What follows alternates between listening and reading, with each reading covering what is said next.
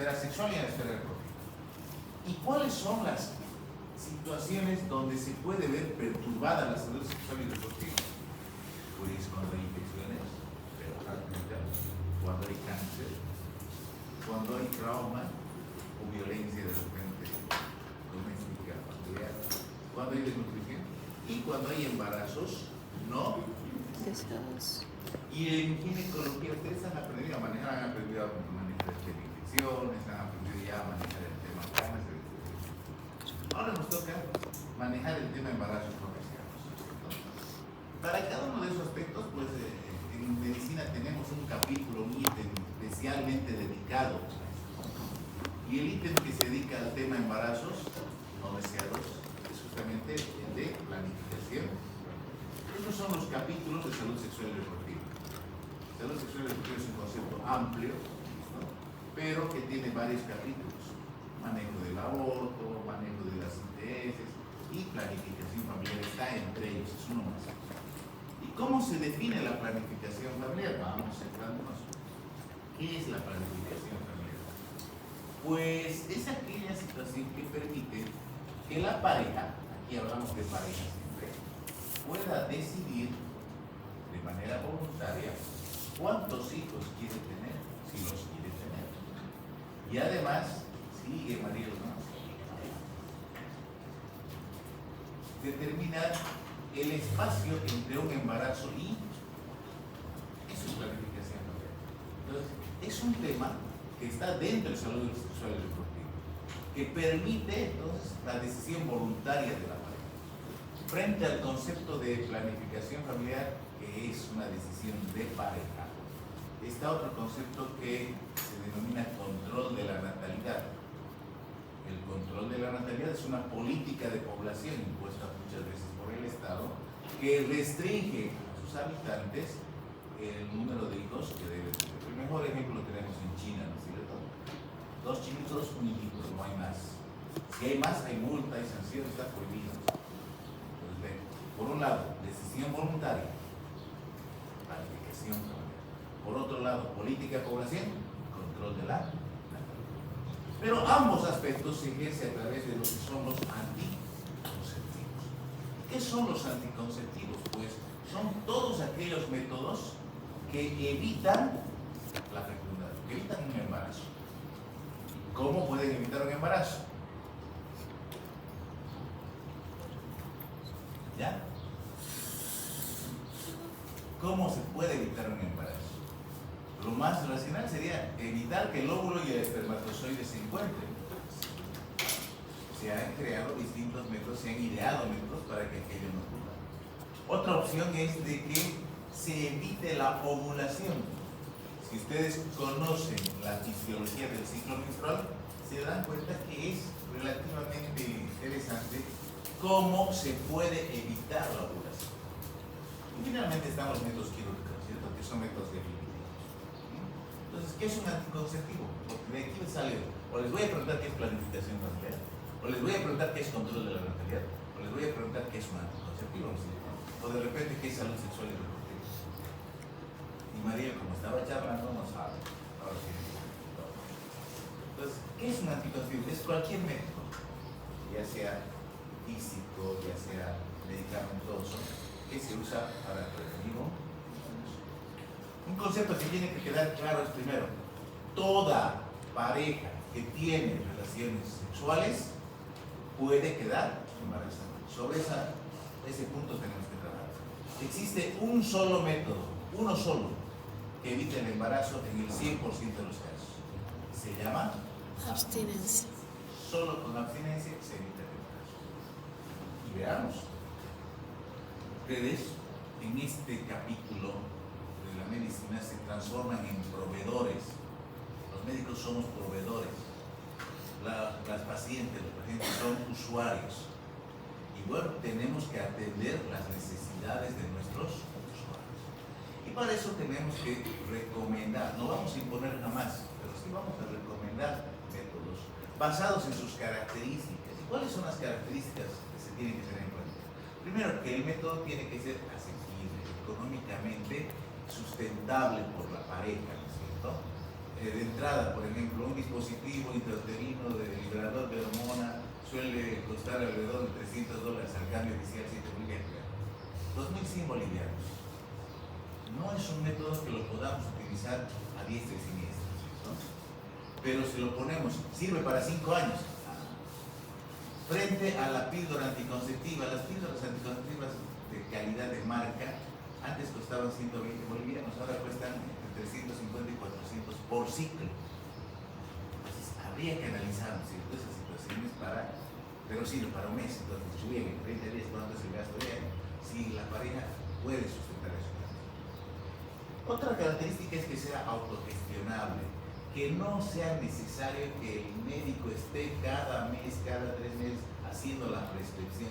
Evitar esa consulta de la paciente solamente para que le siga proveyendo de anticoncepción. Y nos pasa en los servicios públicos. ¿Les dan condones a las pacientes? Sí, les dan 30. ¿Y qué pasa cuando se acaban los 30? Pues tiene que volver para que les den los 30. Otra característica. El método anticonceptivo no debe perturbar la naturalidad de la relación sexual. ¿Sí? Esto quiere decir que el sexo pues es algo espontáneo, es parte de la fisiología humana y no debe ser alterado por el uso de un método. Quizá el método que más observaciones tiene es el preservativo, por el hecho de que dice quita la espontaneidad, le disminuye la sensibilidad. Eso es relativo porque ahora han surgido métodos bastante interesantes al respecto, ¿no? Después, tiene que ser accesible, fácil de utilizar, sencillo de adquirir. En este sentido, fácil de utilizar. Por ejemplo, hay un método que se llama del collar. Les dan a las usuarias un collar donde hay algunas cuentas blancas y hay cuentas rojas. Y le tienen que enseñar a contar las cuentas para saber cuándo ella está fértil. Es un método un poco complejo si tenemos en cuenta que nuestro usuario de repente apenas ha terminado el bachillerato, apenas escribe. Hay que valorar eso. No podemos complicarle la vida haciéndole todavía. Aparentemente dice que es facilito el método del collar.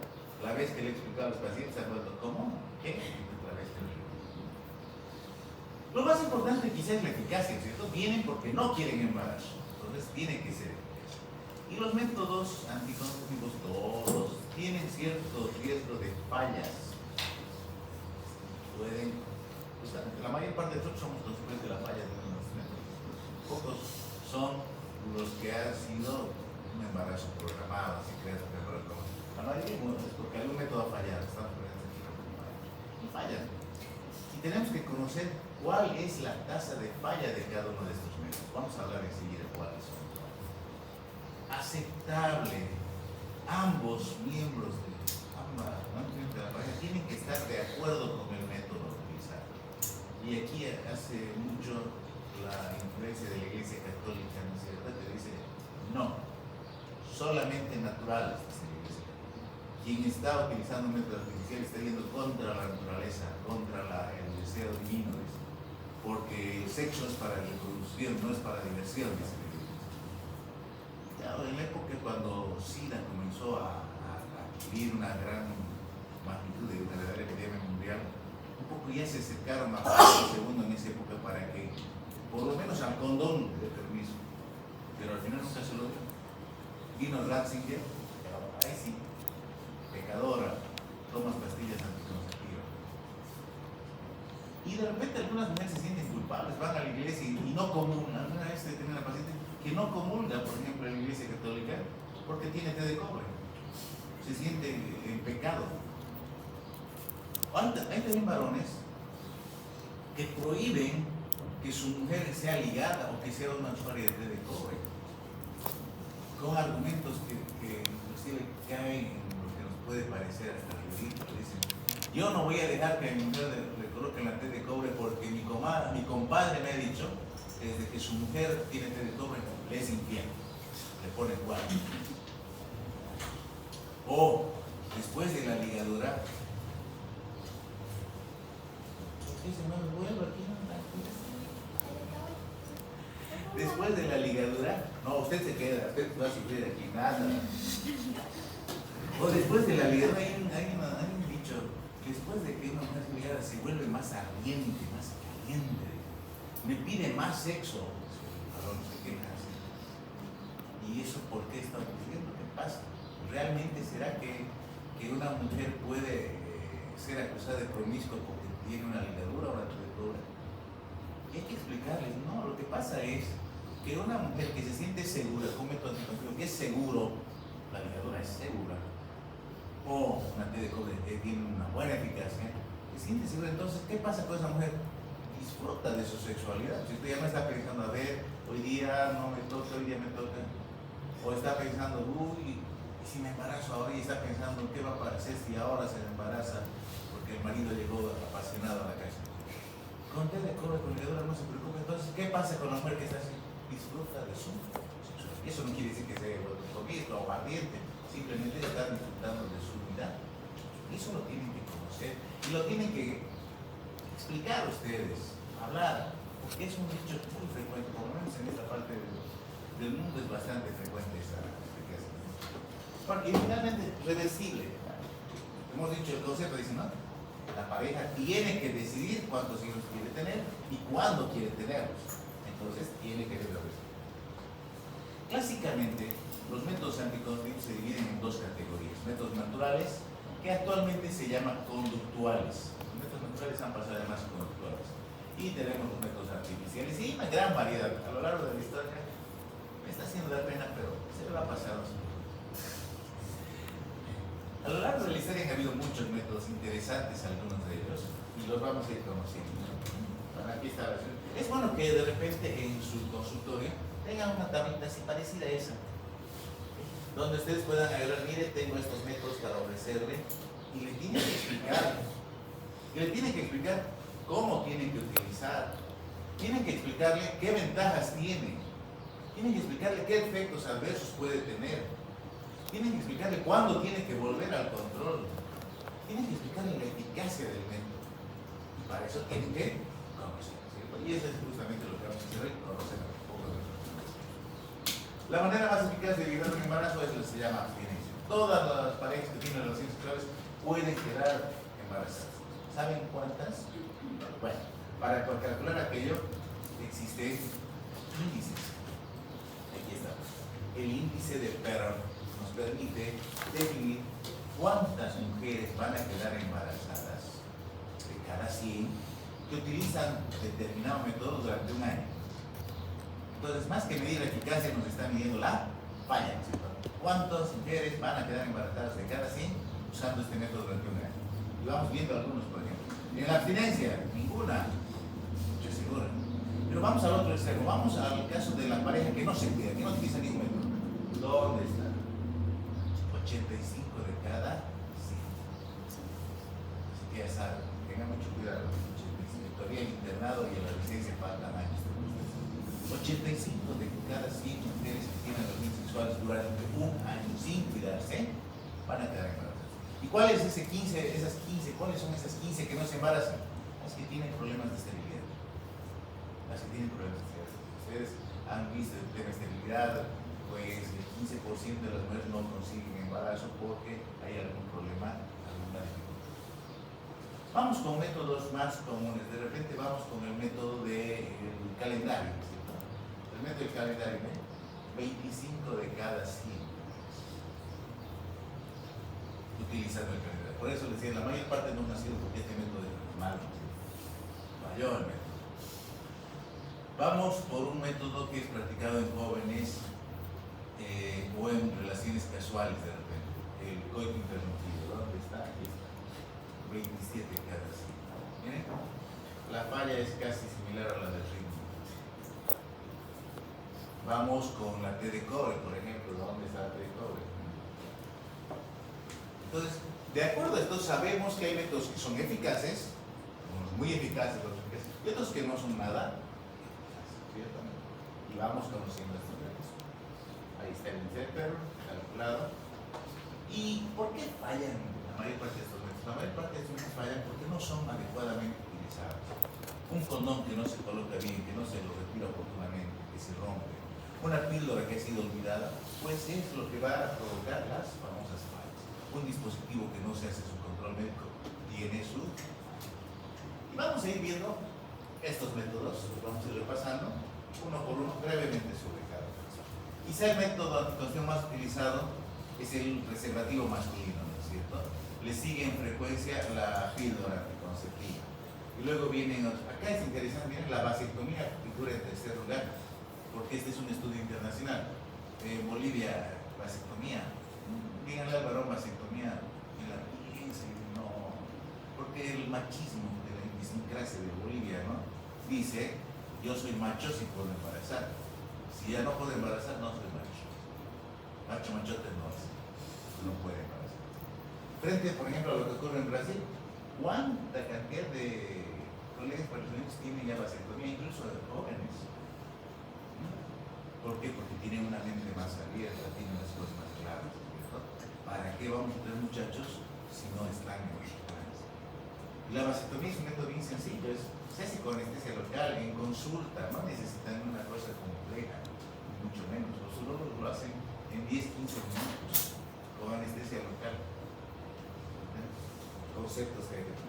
La ligadura de trompa, le dicen, no, ligate vos, yo vasectomía, no, ligate vos. Tenemos que informar a la paciente y tenemos que explicarle en esto que les decía, cómo funciona el método, cómo se debe utilizar, cuáles son los efectos y todo aquello. Y tenemos que elaborar una historia clínica también. Por ejemplo, incómodo, pero sí, tenemos que preguntarle con qué frecuencia tiene relaciones sexuales. Puede decir a usted, ¿por qué me pregunta eso? Porque no le voy a recetar, no le voy a recomendar, por ejemplo, píldoras anticonceptivas a una mujer que tiene relaciones sexuales una o dos veces cada mes, o a veces una vez cada 2 meses. Ella va a estar tomando la pastilla todos los días para tener una relación al mes, justificará. O no le voy a recomendar a esa misma paciente que se coloque una T de cobre, que esté permanentemente la T de cobre, si no la está utilizando. Vale la pena investigar. ¿Cuál es el objetivo de la contracepción? Yo ya no quiero tener más hijos. No quiero tener más hijos, entonces no le voy a decir condón. ¿No? Tienen que darle un método más definitivo, una especie definitivo. La edad de la usuaria no es lo mismo atender para anticoncepción a una joven de 18 años que a una señora de 40 años. La señora de 40 años ya está en lo último de su ciclo operativo. Ella puede tener patología de base, puede tener otras enfermedades. Ya vamos a ver el tema de riesgo cardíaco, el tema de tromboembolismo, etc. Si sabemos que nuestra usuaria es soltera, tiene varios compañeros sexuales, o su pareja tiene varias parejas, no le voy a decir póngase una T de cobre. No le voy a decir porque la T de cobre va a empeorar su caso. Y el grado de colaboración de la pareja. Parejas que no quieren usar condón, todavía hay algunos que no quieren usar condón, ¿no? Todavía. Entonces, hay que conocer cada método. Y aquí tienen una lectura interesante sobre cada método. Primero, el preservativo. El preservativo es un método de barrera. El preservativo lo que hace es evitar la unión del óvulo con el espermatozoide. Los espermatozoides no llegan al canal genital, no alcanzan algo. De los preservativos hay dos versiones, el masculino y el femenino. El que se mantiene vigente hasta nuestra fecha es el masculino. El femenino causó boom en su momento. Fue una sensación bastante interesante saber que había un condón femenino. Pero lamentablemente hubo un pequeño inconveniente. El material del que estaba elaborado genera calor durante la fricción. Si bien al principio puede ser interesante sentir ese calorcito, después resultó incómodo. Pero ¿qué visión trajo a la mujer el condón femenino? De que ella podía decidir cuidarse. Que ya no dependía de que el varón tenga el preservativo. Entonces, con el condón femenino, la mujer un poco se libera de esas ideas de que el varón es el encargado de cuidar. Todavía van a escuchar algunos pacientes, sobre todo del campo, dicen, ¿cómo se cuidan? Yo no me cuido, él se cuida, dice. Sí, pues, atribuyendo a que el varón es el responsable de evitar un embarazo. Pero a la mujer le corazón así. Aquí qué manera de temblar. Ya me eches el frío, ¿no? Les decía, la mujer aprendió eso. Antes era el varón el que tenía, y ahí venía el famoso, una de las fallas más grandes del preservativo. Lo tenían en la billetera, ¿no? Y la billetera no sirve para guardar. Y lo sacaba, y desde cuando, ¿se acuerda cuando lo había comprado? Hace 6 meses lo tenía ahí, bien guardadito, esperando una ocasión especial. Ahora tenía no sirve. Pero luego del condón femenino surge lo siguiente: la mujer puede tener el preservativo, el mismo masculino. Y de repente ella saca de su cajoncito del velador sus preservativos. ¿De cuál quieres? Antes hubiese dicho el varón, no, ¿con qué clase de mujer estoy? Tiene condones en su velador. No, ahora cambió el concepto. Dice, qué bien, esta mujer se cuida y me cuida. Cambiaron los conceptos. Antes era todo un drama. En mi época, cuando me decía que eso, era un drama conseguir condones. Teníamos que ir a la farmacia así medio encapuchados para que no nos reconozca. Uno se daba la vuelta y estaba la tía en la espalda. Y le decía, ¿qué estás haciendo, hijito? ¿Qué ya tenía la farmacia? ¿Qué quieres comprar? Aspirina. Pasaba. Pero ahora no, ahora hay libertad. La mujer compra, el varón compra y no se ve mal. Y la farmacéutica ha abierto su mente también. Antes nos miraba, pero condón. Pero si tienes 18 años, 15 años, ¿qué quieres? Ahora no. Ahora pueden ir y la farmacéutica le ofrece, ¿de cuál quieres? Aquí tengo de todo color, de todo sabor. De toda la vida. ¿Qué quieres? Con pápulas, con escamas, con retardante, el ultrasensible, el fosforescente, el sabor de frutilla. Esa variedad. Lo ha hecho interesante, el condón lo ha hecho interesante. Le da cierta variedad a la vida sexual, ¿cierto? Esos fosforescentes que brillan en la noche, ¿no es cierto? Y no sé dónde está eso. Es interesante, le da variedad. Y ya no hay ese pretexto de que el condón quita la sensibilidad. No, no quita, porque ahora son elaborados de un material mucho más fino, ¿no es cierto? No son los condones de antes que venían gruesos que no sentían. Ahora permiten la sensibilidad. Vienen con retardantes para los eyaculadores precoces, ¿no es cierto? Ese retardante es un anestésico, le ponen anestesia para que aguante un poco más el caballero. Hay opciones. ¿Se acuerdan, hombre, la primera vez que nos ha pasado? A todos nos ha pasado, varones, ¿no? La primera vez usando el condón. ¿Y eso por qué? Porque no sabíamos. Y eso es parte de lo que tenemos que hacer. Tenemos que enseñar a utilizar el preservativo. Tenemos que decirle en qué situación, cómo se utiliza el preservativo. Estando el pene erecto, se rompe recién el envase y se coloca dejando libre la puntita, porque ese es un error común. Lo ponen a tensión, el condón se va a romper. Y también debe ser utilizado desde la primera penetración, no cuando está por terminar. No, ya voy a terminar el condón cuando no sirve. Ahí falla, por eso la baja eficacia del condón, porque debe ser desde la primera penetración. Importante acá, el líquido pre-eyaculatorio, lo que se llama la emisión, ya tiene espermatozoides, ya te arrastra espermatozoides. Se necesita un espermatozoide para conseguir embarazo. Y en el líquido de la eyaculación o la emisión hay miles de espermatozoides. No habrá millones, pero hay miles, suficiente para embarazo. Entonces el condón tiene que colocarse desde la primera penetración. No sirve colocarse al final. El condón tiene que ser, el pene tiene que ser retirado de la vagina cuando está muy erecto para retirar el condón. No esperar que retorne al estado de flacidez, porque ahí se derrama líquido seminal, hay embarazo. El condón tiene que ser desechado, no se reutiliza, no se lo lava y se lo vuelve. Hay gente que hace eso. Hay que tomar en cuenta cosas. Y recalcar cuál es la principal virtud del condón. La principal virtud del condón es que es un método que evita la transmisión de enfermedades. Evita todas las ITS que ustedes han estudiado en infectología, algunas que hemos mencionado acá también. Evita VIH, evita la transmisión del virus del papiloma humano, que hemos dicho, 75 de cada 100 mujeres activas tienen. Imagínense el riesgo. Entonces, ahí está cómo se utilizaba el preservativo femenino, ¿ven? Un extremo que era cerrado quedaba en el cuello y el extremo abierto quedaba en la boca. Y podía estar antes de la relación sexual y quedaba hasta después de la relación sexual. Interesante el método, no tuvo mucho éxito entre los mujeres, como les decía, por el material. La fricción genera calor y el calor resulta molestoso. Pero vale la pena utilizar condón si se acuerdan de esto antes de ellos. Estos son intereses, se pueden evitar con el uso adecuado del preservativo en el momento. Entonces, esa es la ventaja. Por eso el condón tiene éxito, porque tenemos la posibilidad de evitar las infecciones por vía sexual. Es el único por si acaso. El condón femenino también evita la infección. Pero después ninguno de los otros métodos nos va a evitar ITS. Ninguno.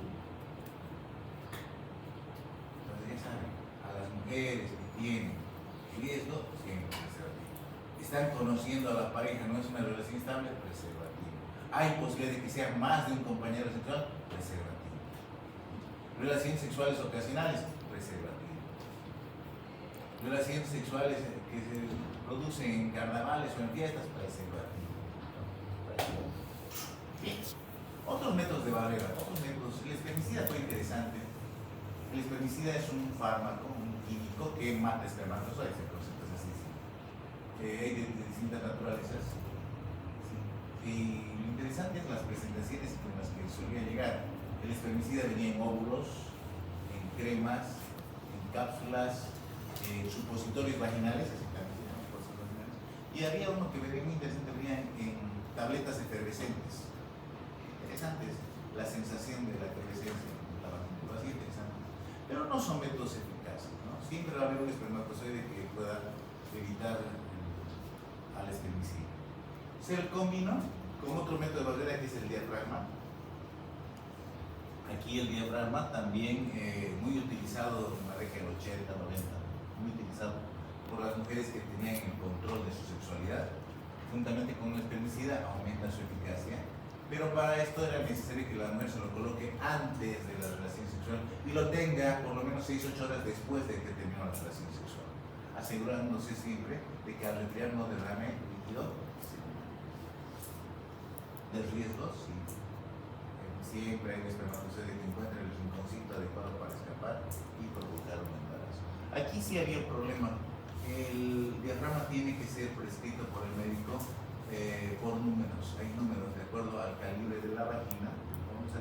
Hay números que vienen para prescribir y recetar. En el condón no, ¿no es cierto? Mentira que hay tallas de condones. Ese es un invento. El condón viene con talla única. El que diga lo contrario es un mentiroso. Un solo tamaño de condón. Hay un montón de marcas, pero un solo tamaño. En cambio, los diafragmas sí tienen múltiples. Y ahí se ve un poco cómo se colocan. Aparecieron en una época las esponjas vaginales, con una característica similar. Apareció el capuchón cervical. Este es el diafragma. Ese es el capuchón cervical, miren. Este se coloca en el cuello. El diafragma se coloca en el fondo saco de la vagina. El capuchón se lo coloca en el cuello, de material de caucho, como una goma que tapa el ingreso del canal cervical. Obviamente hay que tener en cuenta las variaciones de la forma que puede tener el cuello uterino, que han visto que puede variar entre la lurípara y la multípara y de acuerdo a la edad de tus pacientes. Esponja, capuchón. Bien. En la década del 60 surgen ya los primeros anticonceptivos hormonales, que causaron una verdadera revolución en aquella época. Una época de liberación de la sexualidad, del movimiento hippie, de libertad sexual, amor y paz, etc. Entonces, surge este método y fue un facilitador para esta revolución, porque ahora teníamos un método seguro para evitar el embarazo. Al principio sí tuvo problemas, ¿por qué? Porque las dosis altas, bueno, los anticonceptivos vienen con distintas composiciones, ¿sí? En algunos casos son una combinación de estrógeno y progesterona, y en otros casos, los menos, son solo progesterona. ¿Sí? ¿Cuál es el objetivo de estos? Alterar el ciclo hormonal. En el ciclo menstrual ustedes han estudiado un ciclo hormonal, ¿cierto? Ese pico del estrógeno que provoca el pico del LH que provoca la ovulación. Pregunta de examen. Entonces ahora no hay pico del estrógeno, no hay pico del LH, no hay ovulación. ¿Por qué? Porque hay estrógeno todo el mes. Entonces, el nivel del estrógeno es constante. Entonces, no hay pico de estrógeno, pico de leche, mariposa. Entonces, no se parece. Se evita la bolsa. Bueno, al principio hubo mucho problema por la dosis del estrógeno que venían las píldoras. Se comenzó a reportar y fueron casos bastante llamativos en esa época de hiperplasia de endometrio, de cáncer de endometrio, en mujeres que habían utilizado este tipo de anticonceptivos. La causa, obviamente, se la estudió y era en la dosis del estrógeno que venía. Se fue bajando hasta encontrar un nivel óptimo. La mayor parte de los anticonceptivos en píldora vienen con un estrógeno que se llama etinilestradiol, es un estrógeno sintético. El etinilestradiol actualmente se utiliza en la dosis de 30 microgramos por cápsula, por comprimido. Hay de 20 también, sí. El problema con el de 20 es que a veces es insuficiente y suele provocar sangrados intermenstruales. O sea, no alcanza para contener al momento de la reproducción bien. Entonces 30 es la dosis usual y va muy bien. Y se puede jugar un poquito con los anticonceptivos. En la píldora combinada hay un montón. ¿Y en qué se juega? Con el componente progestágeno. Los progestágenos que vienen son de diferente naturaleza. Hay algunos progestágenos, por ejemplo, que tienen efecto androgénico. Es decir, promueven un efecto similar a la testosterona. En ese caso, aquí yo le daría un anticonceptivo con andrógeno o con efecto androgénico. Pues de repente sí hay cierta disminución del deseo sexual, ¿cierto? Acuérdense, la testosterona es la hormona responsable del deseo sexual en mujeres y en varones. Entonces, de repente ahí podría recomendarles. Pero si la mujer tiene más bien androgenismo, por ejemplo, tiene un ovario poliquístico, ¿se acuerdan del androgenismo en el ovario poliquístico? ¿Qué le tendría que recetar? Le tendría que recetar un anticonceptivo oral con un progestágeno que tenga efecto antiandrogénico para revertir ese cambio de la voz, esa pilosidad, ese hirsutismo, esa caída de cabello. Entonces, con efecto y se va jugando y se va escogiendo qué es lo que quiero obtener con el uso del medicamento. Entonces, por eso la gran variedad de anticonceptivos orales que existen, para ir seleccionando uno específico a la paciente. De repente le vamos a decir, vamos a usar este primer anticonceptivo un mes o 3 meses, vamos a ver cómo le funciona, y si no funciona, vamos a cambiarlo, porque no todos son beneficios, también hay efectos adversos, ¿no? Algunos efectos adversos.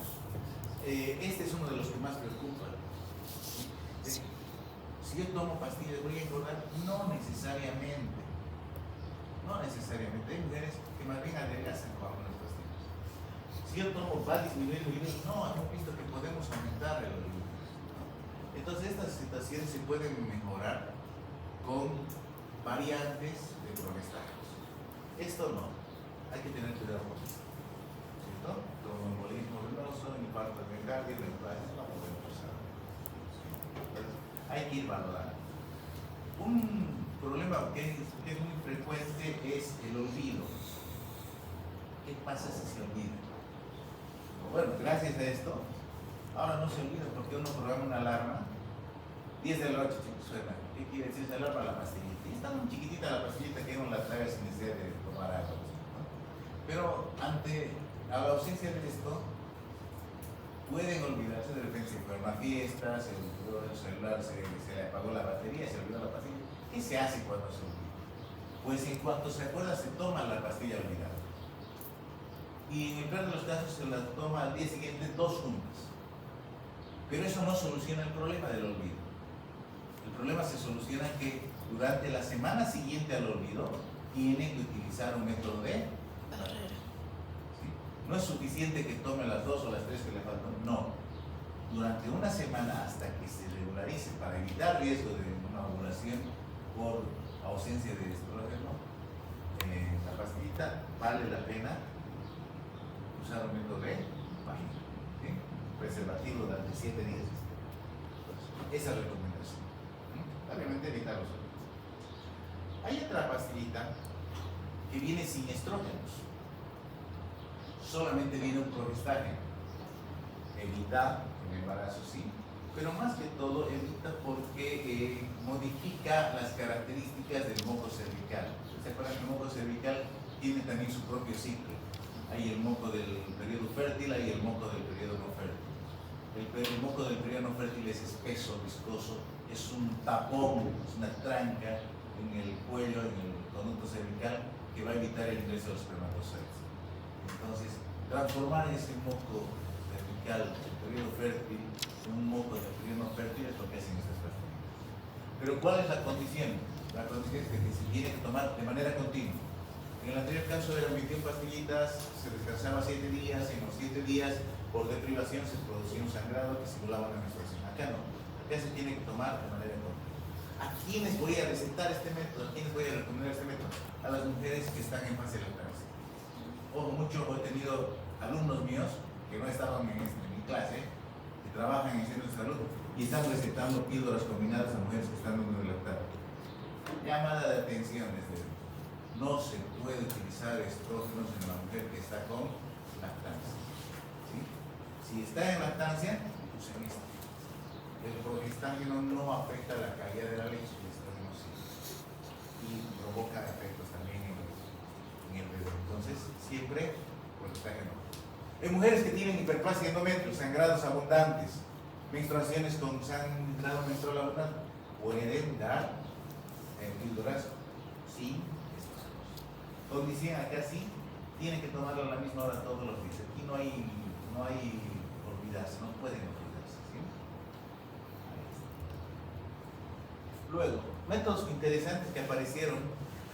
Este fue bastante interesante, estuvo de moda ya por los 90, 2000, los primeros años del 2000. El anillo vaginal, muy interesante. Es un anillito flexible, liberador de hormonas.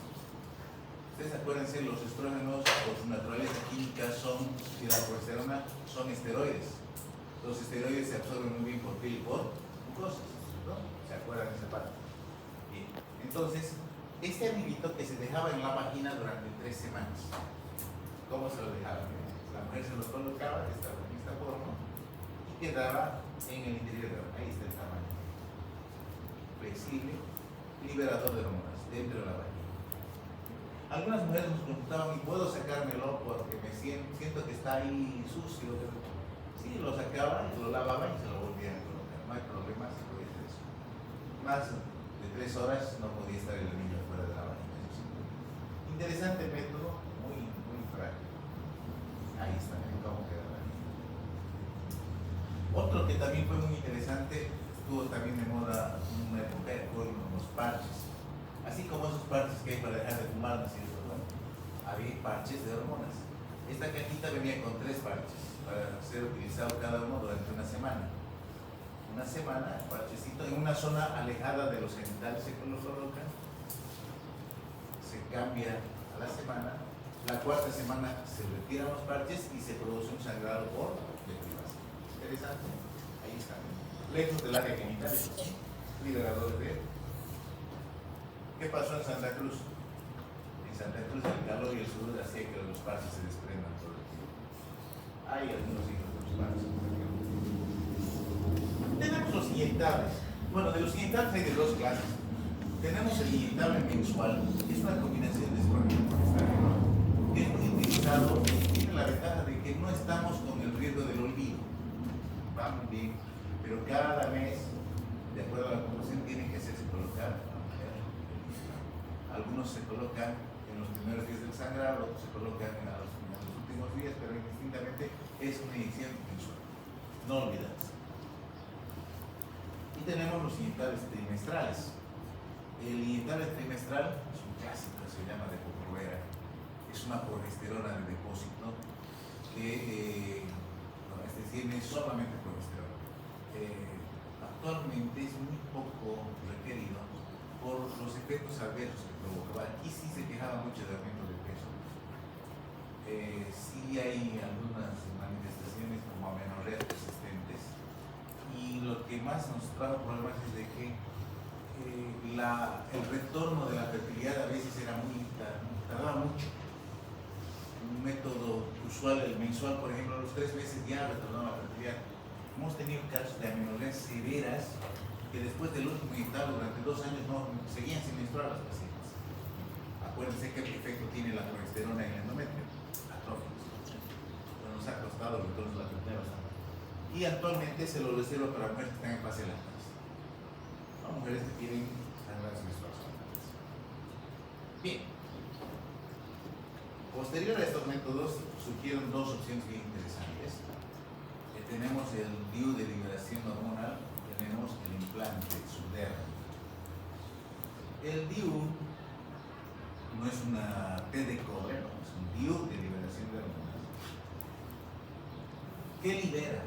Libera levonorgestrel. El levonorgestrel es un progestágeno sintético que dentro de la cavidad uterina, ¿qué provoca? Se va liberando y su efecto es más que todo local, provoca atrofia del endometrio y provoca modificación persistente del moco cervical. Entonces el cuello uterino está permanentemente cerrado. Riesgo de embarazo, muy bajo. Se lo puede utilizar hasta 5 años. A los 5 años se lo puede retirar y se lo puede cambiar por otro si la mujer no quiere embarazarse, ¿no? El problema es de que va a provocar sangrados menstruales muy disminuidos o definitivamente sangrados ausentes. Interesante el método, bastante práctico. Ahí está. Requiere obviamente que el profesional calificado pueda colocar, cuando se colocan dispositivos de riesgo de perforación uterina, hay que tener mucho cuidado con ese detalle. Que lo coloque alguien que no necesita ser ginecólogo. A veces médicos generales o a veces enfermeras que han sido preparados, registrados en el uso de estos métodos pueden utilizar, pueden colocar. ¿Sí? El implante es más interesante. Esta mañana vimos el daño que hace el implante cuando está mal colocado, ¿no? El implante es un par de varillas, actualmente vienen 2 varillas, tiene una duración de 5 años, también es un liberador de levonorgestrel. Se coloca en la cara interna del brazo, que es menos utilizado. Si la paciente es diestra, se coloca en el brazo izquierdo. Necesita cierta preparación del parte del personal que coloca. Esta mañana lo que ustedes han visto en la paciente en la sala 4 era un hematoma que se estaba formando porque al introducir el implante ha lesionado algún vaso, alguna vena.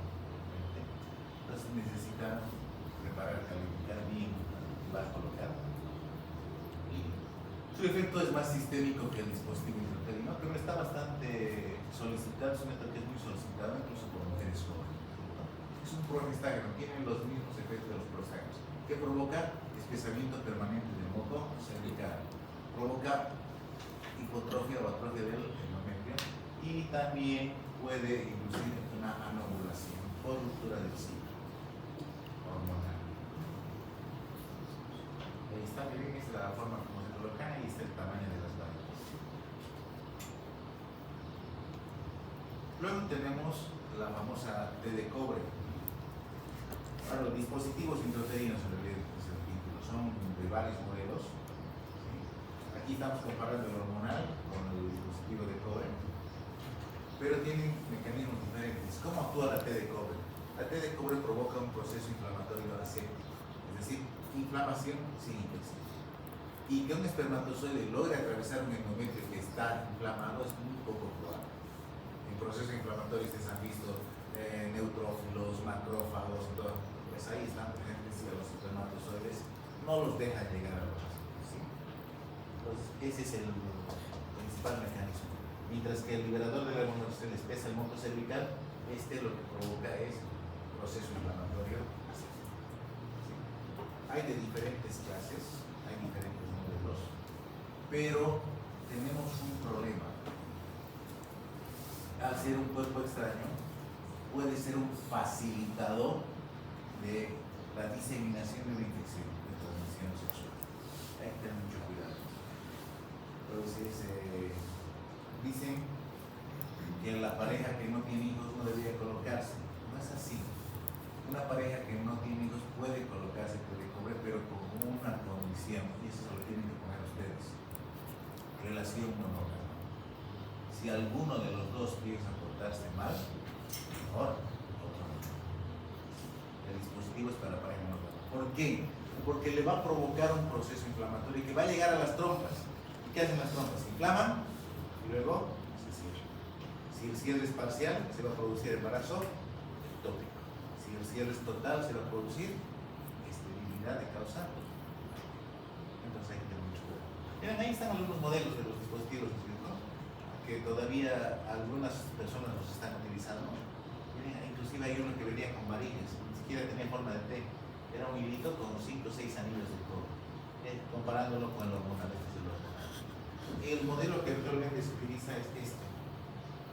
Ustedes no van a estar T de cobre. El nombre es TQ380A. Este es el modelo. T de cobre 380A. 380 milímetros de cuadras de mercurio de cobre que tiene, ¿cierto? 50, 50 y 250 en el hilo que está en la rama. ¿Qué necesita este método? Este método necesita ser colocado por personal calificado, tiene que ser personal pesado, por el riesgo de perforación uterina, tiene que ser colocado con normas de antisepsia, van a entrar una cavidad que es estéril, no pueden llevar infección de fuera para adentro, y tiene que ser controlado periódicamente. Algunas mujeres rechazan el dispositivo, en algunas mujeres hay mucho dolor durante las menstruaciones, algunas mujeres aumentan la cantidad de sangre menstrual y hay que controlarlo. Su duración 5 años. A los 5 años se lo puede retirar y se puede colocar en el mismo día. Hay mujeres que vienen, quiero que me saque la T de cobre, quiero descansar un mes y me va a colocar el próximo mes. Y el próximo mes ya viene venida a su control prenatal. Entonces, si no hay infección, saquen y coloquen nuevamente si no quieren embarazar. ¿Sí? Contraindicaciones, obviamente, infecciones, cáncer, no. La miliparidad es una relativa, se puede colocar, se ha dicho como conocimiento. Obviamente, mujeres que tienen más de un compañero sexual, no. Tolerancia al cobre, ¿cierto? Inmunosupresión, diabéticos, no. Antecedente de embarazo ectópico, si ya tienen un embarazo ectópico, probable que le provoquemos otro. Luego tenemos los métodos quirúrgicos. En el caso del varón se llama vasectomía, es la ligadura del conducto deferente. ¿Cuál es la pregunta que les hacía? ¿Cómo sabemos si un varón está operado y la vasectomía es eficaz? ¿Qué hacemos? Espermograma. Obviamente, esa es la prueba, pero obviamente no le pidan después de la cirugía, todavía va a haber algunos franceses. Hasta 3 meses después de la cirugía puede todavía aparecer espermatozoides en esos espermogramas. Después de los 3 meses no tienen que haber espermatozoides. ¿Tiene algún cambio en su fisiología el varón vasectomizado? Ninguno. Hubo una época en la que sí se hablaba de qué es lo que hacen los espermatozoides que no salen de los testículos. Decían, se acumulan y van a comprimir a las células de Leydig, que son las que producen testosterona, ¿no? Y de repente el varón va a presentar disminución de los niveles hormonales de testosterona. Bueno, eso es falso. Los espermatozoides que no salen van a comprimir evidentemente el epitelio seminífero. Los espermatogonios que se acuerdan que están ahí van a ser atrofiados por compresión, pero las células de Leydig no, porque las células de Leydig están fuera del epitelio seminífero, ¿se acuerdan? Se llaman células intersticiales, no son células como las de Sertoli.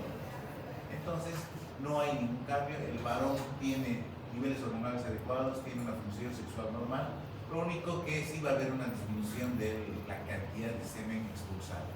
¿Cuánto menos? 20% menos, ¿se acuerdan? 20% del semen es testículo, 20% es próstata y 60% del semen es vesículas seminales. El líquido prostático y el de las vesículas lo va a seguir eliminando durante la eyaculación al momento del. En la mujer, ¿cómo se llama la ligadura de las trompas de la mujer? Se llama salpingoclasia. Salpingos es trompa, salpingitis, por ejemplo. Salpingoclasia es el nombre de la ligadura de trompas. Se va a cortar el trayecto que comunica el útero con el ovario y se impide la ovulación. Hay que aclarar que estos métodos son definitivos. Ahí está la vasectomía. Ahí está la línea. Estos métodos son definitivos ¿Existe la posibilidad de recanalización de la trompa? Sí, pero no le digan a la paciente eso, porque no siempre tiene éxito.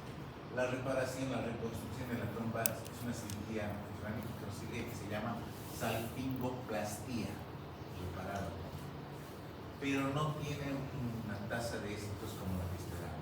¿Por qué? Porque tiene que abocar, reavivar bordes, abocar, y tiene que quedar exactamente la luz de la trompa. ¿Y qué suele pasar? Una herida cicatriza, y cuando cicatriza disminuye luz. Disminuye luz, hay riesgo de embarazo. Ectópico. Mejor decirle siempre que es un método definitivo. Si está segura, bien. Por eso esta mañana me llamó la atención, 23 añitos la paciente, y decía, ya estoy ligada. Normalmente esperamos hasta los 30, porque la piense bien. Pero algunos médicos son más generosos y a los 20 años están ligados. Después se arrepienten y después vienen. ¿Saben qué pasa? Por lo menos acá, pasa de que el marido decide cambiar de modelo, la mujer consigue otro marido y el marido exige el nuevo, dice, yo quiero ir contigo, pero ya tengo 3, tengo 4, no, yo quiero uno mío. Entonces eso motiva que la mujer esté buscando la desligadura, le dicen, ¿no? Quiero que me desligues, es una salpingoplastia, ¿no? Bien, los métodos naturales actualmente se llaman métodos conductuales, que se habíamos dicho. Los métodos conductuales se basan en el hecho de que la mujer no es fértil durante todo el mes del ciclo. La mujer es fértil solamente durante algunos días. Y en los métodos conductuales aprendemos, enseñamos a la mujer a reconocer cuáles son sus días fértiles y se le dice estos días puedes embarazarte, no vas a tener relaciones sexuales. El más utilizado de estos métodos es obviamente el método del calendario o de Ogino-Naos, que se llama método de Ogino-Naos. ¿Sí? ¿En qué consiste? Pues tenemos un registro de cuándo está fértil esta mujer.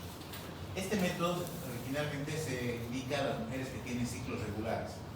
¿Cuántas son ellas? Las más largas. Son las que tienen cada cierto tiempo exacta la menstruación.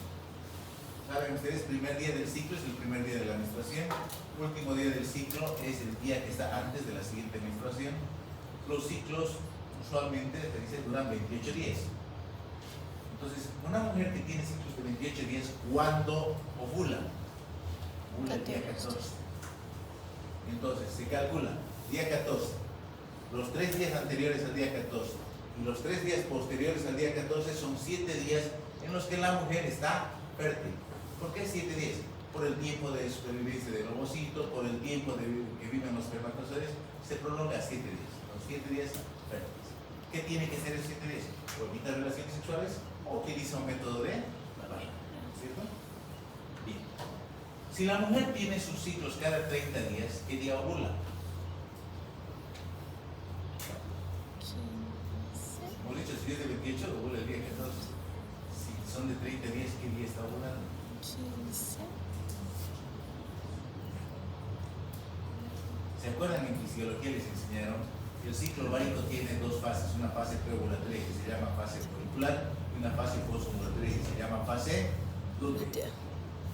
¿Cuál es la variable? ¿Cuál es la constante? ¿Cuál puede variar más o menos? ¿Cuál siempre es constante? Profesor de gineco. La fase lútea siempre dura 14 días. La que puede variar es la fase preovulatoria. O sea, puede ser más o menos. Pero de la ovulación a la menstruación hay 14 días. De la menstruación a la ovulación puede variar. Entonces, si una mujer tiene ciclos cada 30 días, ¿qué día ovula? 30 menos 14, el día 16. 3 días antes, 3 días después, su semana 3. Si una mujer tiene ciclos cada 26 días, ¿qué día ovula? 26 menos 14, 12. Día 12, 3 días antes y 3 días. Facilito, así funciona facilito, ¿no es cierto? El problema es cuántas mujeres tienen ciclos exactamente de 28 días, de 30 días. Pocas. Hay, pero son pocas. Entonces, si la mujer tiene un ciclo de 26 días, tiene otro ciclo de 31 días, esas variaciones van a generar que las fechas se vayan moviendo y el método y ahí estamos, y ahí nacimos nosotros. Ahí está el método de Ogino-Naos, así se escribe Naos. Bien. El método de la temperatura.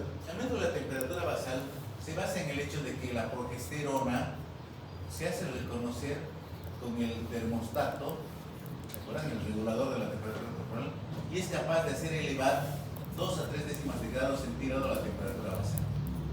¿Cómo podemos saber esto? Pues primero tenemos que tener en cuenta de que la progesterona aparece solamente cuando hay ovulación. Si no hay ovulación, hay progesterona, ¿se acuerdan? Sí, claro. Entonces, la mujer tiene que tomarse la temperatura todos los días. Temperatura del núcleo materno, no sirve de corteza heterotermo, no sirve de eso. Tiene que ser de cavidad bucal. Entonces, abre los ojos, termómetro a la boca. Ni siquiera puede ir al baño, ni lavarse los dientes, nada. Directamente el termómetro a la boca. Y registrar. En un cuadernito va registrando la temperatura. En un cuadrito va registrando. Y eso todos los días. Todos los días registra y va a llegar un momento en que se produce esta elevación. Y la temperatura se mantiene elevada el resto del mes. Ese es el día de la ovulación. Ese es el día donde puede quedar embarazada. Pregunta. ¿Ustedes creen que alguna mujer hace eso? Para planificación no, pero en otra situación sí. A la mujer que quiere embarazarse, díganle que haga esto, lo va a hacer. La mujer que quiere embarazarse, si ustedes le dicen que se pare con la cabeza para abajo y pies para arriba, 15 minutos después de la relación lo va a hacer. Es una mujer que está ansiosa, quiere el embarazo, desea el embarazo. Por eso se ponen almohadas, se ponen... No sirve, no funciona. Pero díganle esto. ¿Y por qué le pedimos esto? Porque necesitamos saber si la mujer está ovulando. ¿Queremos saber si ovula? Podemos hacerle ecografías cada día, no hay problema. Pero podemos hacer este método que es muy sencillo para saber esto. Si se produce este pico, quiere decir que está ovulando.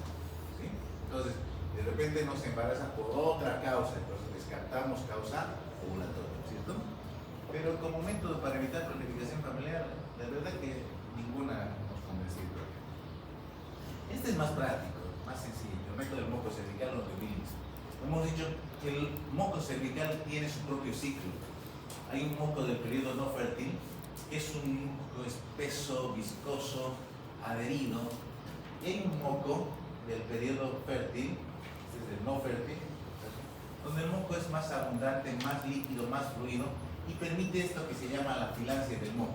Esta es la prueba de la filancia, ¿eh? Es separar entre el índice y el pulgar y no se rompe. Por lo menos 3 centímetros y no se rompe. Ese es moco filado. Ese es el moco del periodo fértil. Algunas mujeres pueden reconocer esto porque dicen hay días de mayor humedad en la vagina, mientras que hay otros días que son secos. No todas lo reconocen. Entonces, de repente es una buena opción, interesante explicarles. De repente combinar, ¿no? Ritmo, moco, temperatura sería interesante. Pero han visto, son métodos que no son eficaces. ¿Qué tal una mujer que tenga un flujo? Moco cervical ya no sirve, ¿cierto?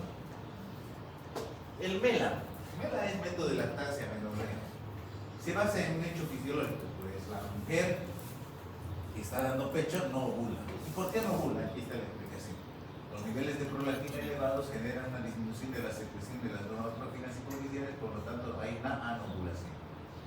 Teóricamente sí. Pero para que MELA sea recomendado por personal de salud, tienen que cumplirse 3 condiciones. No es de que yo esté dando pecho, no me embarazo, mentira. 3 condiciones. ¿Cuáles son las 3 condiciones? Primero, solo sirve 6 meses. Solamente sirve para los primeros 6 meses. Nada más. 6 meses un día, MELA ya no sirve. 2. La mujer no tiene que haber presentado ningún tipo de sangrado después de los loquios y todo aquello. 0 sangrados. Presenta una gotita de sangrado, MELA ya no sirve. Tercero, lo más importante, la lactancia debe ser exclusiva. Lactancia materna exclusiva. El momento en que incorporan otro tipo de alimentación en el bebé, MELA ya no sirve. Y esto es bien sencillito. Teóricamente, a ver, piensen un poquito, tienen al bebé, ¿qué edad le añaden otro tipo de alimentos? ¿Y qué decía les han enseñado? ¿Cuándo comienzan? 6 meses. 6 meses dice el pediatra. ¿Qué dice la suegra? A los 3 meses la suegra le está dando juguito de zanahoria, le está dando papilla. El momento en que notan que la caquita se ha puesto de color naranja, ya la suegra le dio zumo mientras usted estaba en la universidad. Hacen. ¿Qué sopita? ¿Cómo le vas a dar leche? Una sopita, se lo preparan sopita, listo, me la ya no sirve. Si el embarazo es culpa de la suegra. Entonces, hay que tener cuidado. Solamente si se cumplen las reglas. Pediatría dice a los 6 meses se debe realizar la lactación, ¿cierto?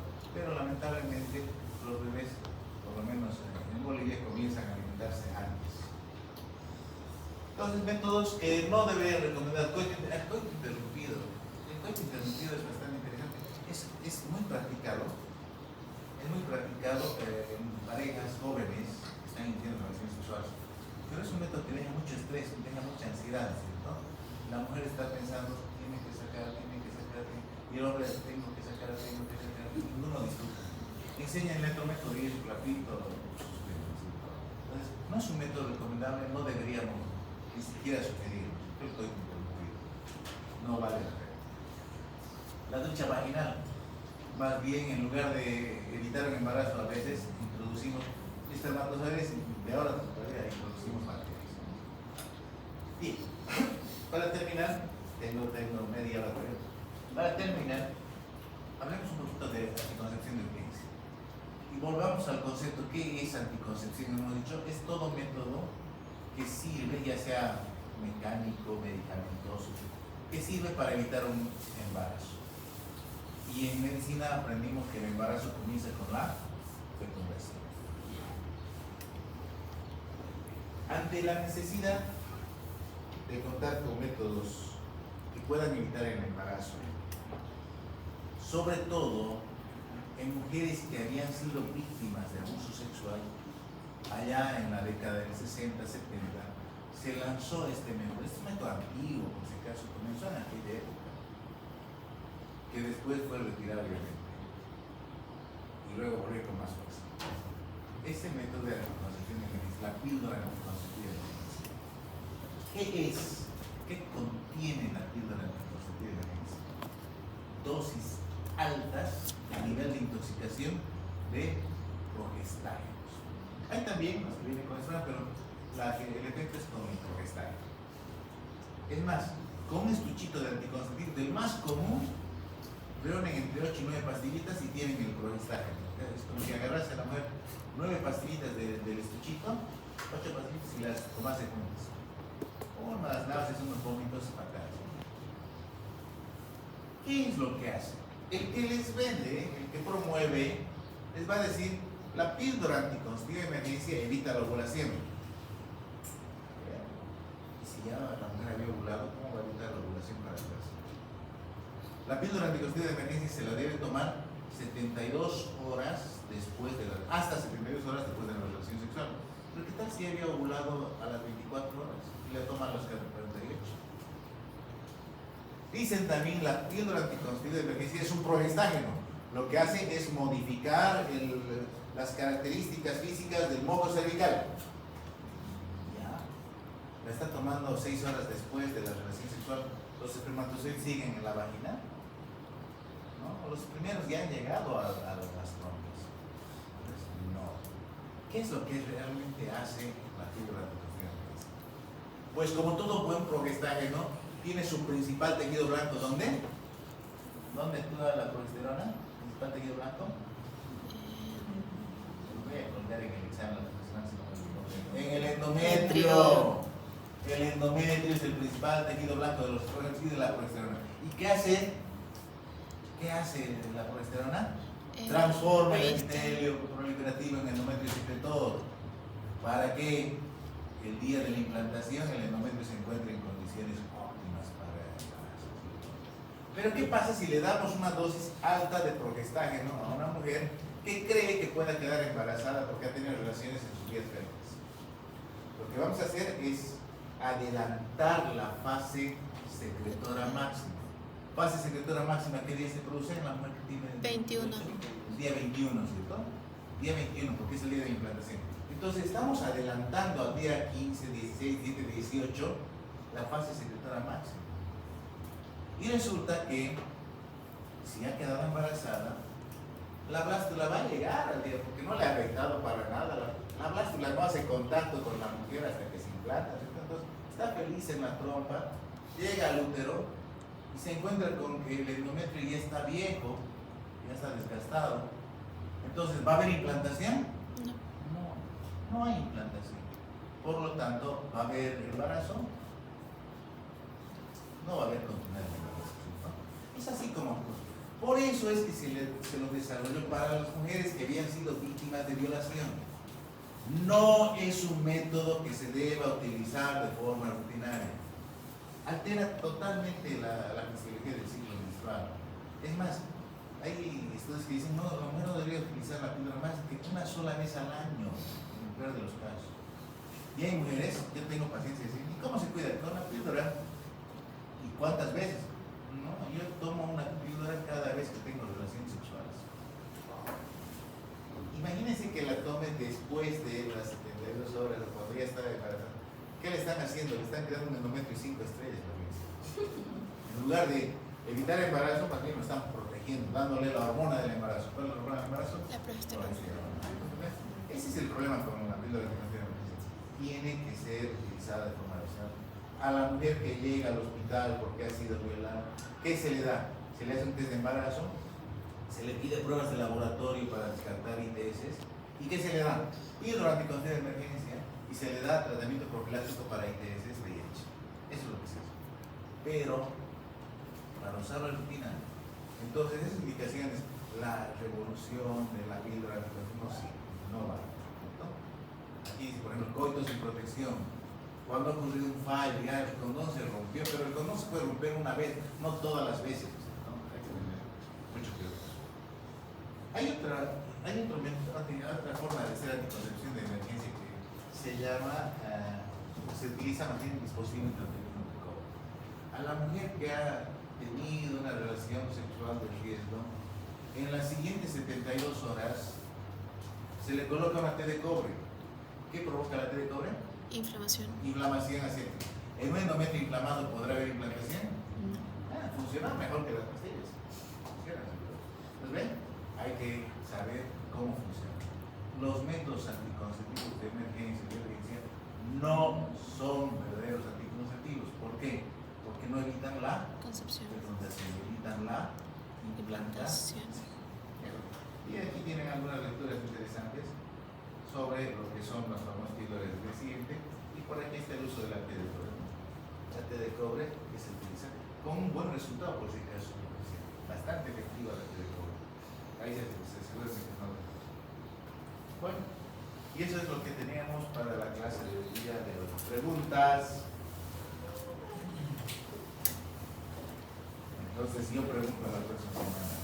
Me voy a acordar de usted, me voy a acordar de las dos compañeras de la clase para conocer el examen. ¿No hay preguntas?